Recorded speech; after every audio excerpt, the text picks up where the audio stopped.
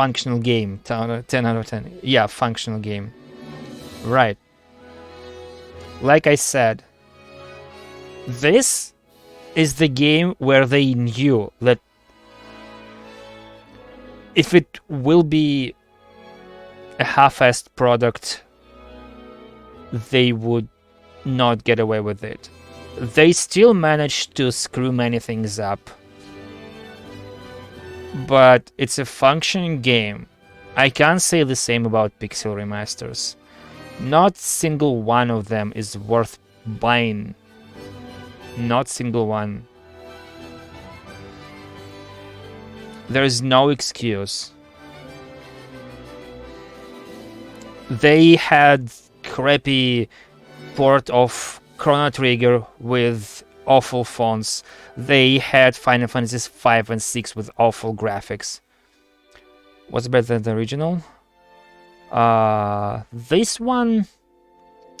The original is a full game. I don't like the models in the original. You can fix that with mods. The original... You can play the original, find all the secrets, get all the stuff through and through. Not worth buying. Huh. This being episodic. True is hard to compare. I mean, there's... This part is only basically you get out of Midgar. In the first game you did the swing and you're out of Midgar. Then you run back and after you escape through the motorway, you're truly away. They change a lot of story. This is like... In this game, in this incarnation, it seems like Sephiroth is knowing. He knows what is going on. He knows what's going to happen, and Aerith does know too. But Sephiroth seems to know only what Genova can see.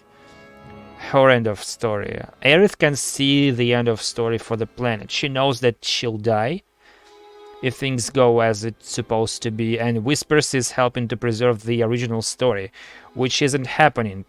First Wedge was alive, then Biggs is alive. It's a different... Like, they showed us Biggs only so we would know that the history didn't fix itself. Because with Wedge's death at the Shinra building, it seemingly came back to where it started, and this fight was... It could have been a clone or something. The last fight. But Biggs is alive, that's something that didn't happen, and I'm still not sure how Zack is tied to all of this. That doesn't look like it was memories or something.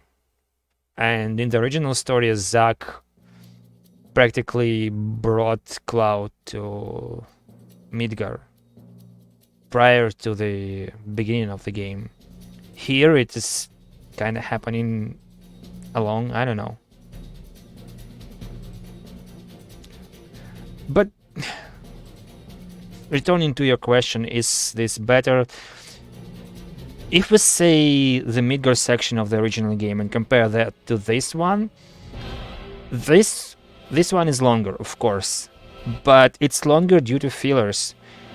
Do you feel like Naruto Shippuden 1 is better than Naruto Shippuden 2? The second one had less fillers. Which is better? I mean, if you watched Naruto, you can't make something bigger if you just fill in stuff. That soldier, that fabulous one, he never showed up anywhere, and I'm not sure if one of the abominations at Hojo's lab was that guy.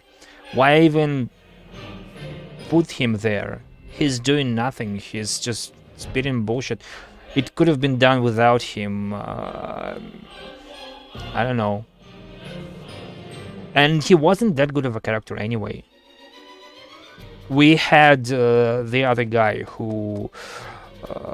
we've met him several times. First he almost said something about Avalanche, then helped Cloud at the wall market. the red-haired one, I don't remember. He could have been that guy. And they could have made him to be a soldier or something, or to lead a double life or something. But those are two different characters. Both of them are nowhere to be found at the end of the game, of the episode. The Yuffie one, the Yuffie DLC, has no ties to this. It's just Yuffie going to Midgar and doing some random shit. There are allusions to Crisis Core events, but I don't know. Play Crisis Core. I don't like the battle system there, but play Crisis Core for the story if you like that, or watch a playthrough, or watch cutscenes of Crisis Core if you want that.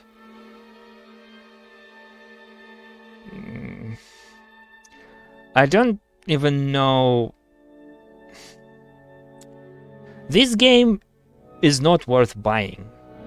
The pixel remasters, they are not worth playing.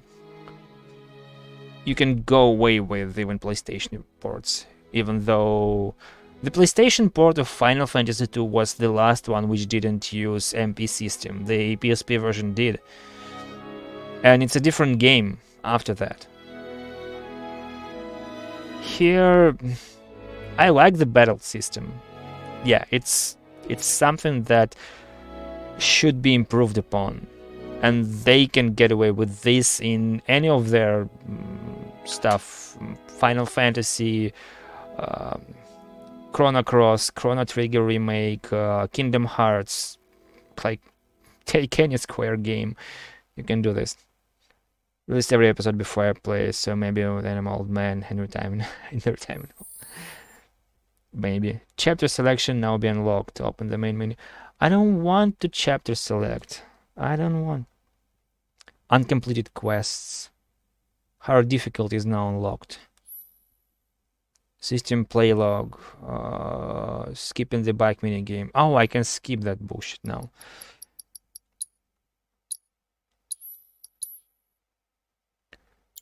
So if I press back, you cannot leave the main menu at this time. You can now replay any character from the beginning by accessing chapters. What? Chapter. Where is the chapter selection? You cannot leave the main menu at this time. You can now replay any chapter from the beginning by accessing chapter selection via the main menu. Where is the main menu? Main menu. Can you see chapter selection? You mean after everything has been already spoiled to you? No, I like the concept that this game doesn't try to follow the original game. If that was the case, you can replay platformer with a better graphics like Spyro or Crash games. Screw Activision. Morons. Stupid morons. Because this thing that is happening right next to me is bullshit. And everything tied to it. Do you see anything here? Where's the chapter? Do I go to system? I have to go to the system. But why didn't you say so?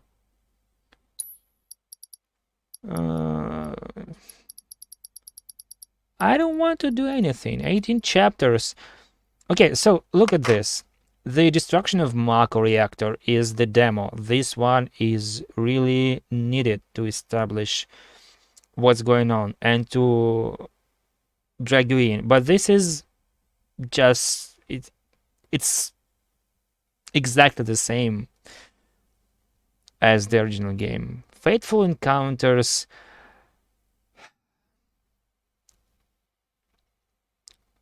had some stuff that I had to skip, but not much. Home Sweet Slum. This is a useless thing. Mad Dash. Cloud agrees to help Jesse secret job. Okay, this one wasn't in the original. It doesn't have to be here. It doesn't lead to Jesse's character to be developed, although they tried, but they failed. They failed at Biggs and Wedge. Basically, what we've learned from Mad Dash is that Wedge can be a real sweetheart and he can talk anyone to do anything because he's such a good guy. He may not have the best brains or muscles, but he has a huge heart. And then he dies in the end. Anyway. So I was prepared for him to die, then he survives. I've heard stories that he survived, and then in the end he died again. Like, meh, who cared? He was dead for me. Dog Pursuit, this is about the train. This has nothing to do with the story. Like the way yet another thing which doesn't have to happen. Secret passageways from the corkscrew tunnel. Sector 4 plate. This has never happened. And they just go into reactor number 5, which they did immediately in the original game. A trap was sprung. This is about this sector 5, reactor 5. This is like you can play this, then half of this, and then go immediately here in the original. So this all is filler episodes. But in Bodyguard is about meeting Aerith, and this was in original. Okay, fine. This is a useless one. Rough Waters, this is a useless one. Haunted, this is about the train graveyard. It was there, but there's 2 different boss fights in this game.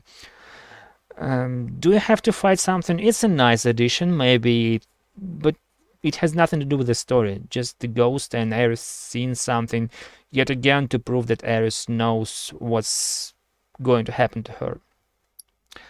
Fight for survival, support pillar sector 7. Yeah, this was a cutscene in the original. Broken world, destroying the part. Yeah, plate collapsed and it happened immediately in the original. In Search of Hope. Return to sector 5. Why? But it wasn't the original, so fine. The Daymaker stood still. Again. Plate falls. Filler. Plate is still falling. The Belly of the Beast, they return to Shinra building. This has happened. I like the original better here when they met the Genoa, when you could get a better weapon, the megaphone for Kate Sith. You knew that it will be there during the raid. Here, the whole super secrecy after 59th floor and then it just being an exhibition is a stupid idea, if you ask me. Deliverance from chaos is an interesting thing, but again, not necessary. We'll be seeing this again in Nibelheim if we'll ever get there. They should just release a second part with everything till the very end. If that's not the case, I don't know. They've asked $70 for this, and so far, out of 18 chapters, 4 is the necessary part, and all others are, yeah, we're going to. It's not adding to the story; it's washing it out. And can we have some side quests that lead us somewhere? Like, the thing with Jesse would have been fine if there was some aftermath, some outcome. But all they did is that Cloud get a new materia. And, like, we know that Wedge's sweetheart. That's not enough to warrant a new chapter edition. And this, Destiny Crossroads. It's basically just fights with bullshit menuing. With bullshit. It's like they did this in the very last second just to add another chapter, just to say, hey, we have 18 chapters.